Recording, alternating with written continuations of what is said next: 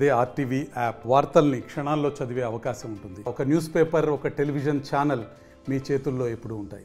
యాక్చువల్గా ఈ మంత్ ని కూడా మనము జాతీయ రహదారి భద్రతా వార్షోత్సవంగా జరుపుకుంటాం. సో దీంట్లో పాటుగా ఎవరీ ఇయర్ ఈ మంత్ లో అలాగే జనరల్ గా కూడా మనము ఈ భద్రతకు సంబంధించినటువంటి యాక్టివిటీస్ లో పబ్లిక్ లో అవేర్నెస్ కోసం ర్యాలీస్ కావచ్చు, అలాగే అవేర్నెస్ క్యాంప్స్ కావచ్చు, సో కొన్ని ర్యాలీస్ ఇటువంటి కార్యక్రమాలు చేస్తూ ఉంటాం. ఇప్పుడు ఆల్రెడీ మనం ఐడెంటిఫై చేయడం జరిగింది. అక్కడ నేషనల్ హైవే వాళ్ళతో కావచ్చు, లేదా R&B వాళ్ళతో కావచ్చు, అక్కడ సైన్ బోర్డ్స్ కానీ, అవసరం అనుకుంటే స్పీడ్ బ్రేకర్స్ కానీ, సో ఇంకా అవసరం అనుకుంటే కొన్ని చోట్ల టెంపరీ బ్యారికేడ్ టైప్స్ థింగ్స్ కానీ, సో ఇవన్నీ కూడా మనం చేస్తూ ఉన్నాం. సో ఇవి చేసినప్పటికీ కూడా ఇంకా యాక్సిడెంట్స్ మనకు జరుగుతూనే ఉన్నాయి because of many reasons. So ఏదైపోయినప్పుడు కూడా మీ సేఫ్టీ పరంగా పబ్లిక్ అందరూ కూడా కంపల్సరీగా సేఫ్ గార్డ్స్ వాడండి. అలాగే జాగ్రత్తగా డ్రైవ్ చేయండి, స్లోగా డ్రైవ్ చేయండి. ఎస్పెషల్లీ మీకు దాంట్లో స్లోగా చూస్తూ ఉంటాం speed thrills, and then definitely create problem for you. So దీని ఇటువంటి వాటిని అభివృద్ధిగా మీడియా కూడా తీసుకెళ్ళాలి. సో అందరూ కూడా ఈ ఉత్సవం భాగంగా అందరూ కూడా పబ్లిక్ లో అవేర్నెస్ విధంగా వచ్చారని ఫిబ్రవరి 15th ఏముందో ఇది నేషనల్ రోడ్ సేఫ్టీ సెలబ్రేట్ చేస్తా ఉన్నాము. అదే భాగంగా lot of programmes we are undertaking. So ఈ రోజు హెల్మెట్ అవేర్నెస్ ర్యాలీ అని 2-wheeler ర్యాలీ ఇక్కడ అరేంజ్ చేయడం జరిగింది.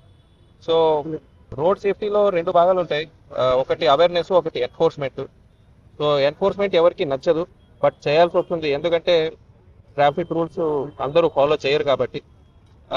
సో అవేర్నెస్ పెంచి మనం ఎన్ఫోర్స్మెంట్ తగ్గించేలాగా వెళ్ళాలని సో ఇంకా కొన్ని అవేర్నెస్ ప్రోగ్రామ్స్ ప్లాన్ చేస్తున్నాము. సో బట్ కలెక్టర్ గారు చెప్పినట్టు more than 90% of the lives can be saved if everybody wears helmet. So helmet వేసుకుంటే, ఎందుకంటే most of the deaths head injury వల్ల జరుగుతాయి. హెడ్ ఇంజురీ అయ్యి ఇంటర్నల్ బ్లీడింగ్ వల్ల చనిపోవడం జరుగుతుంది.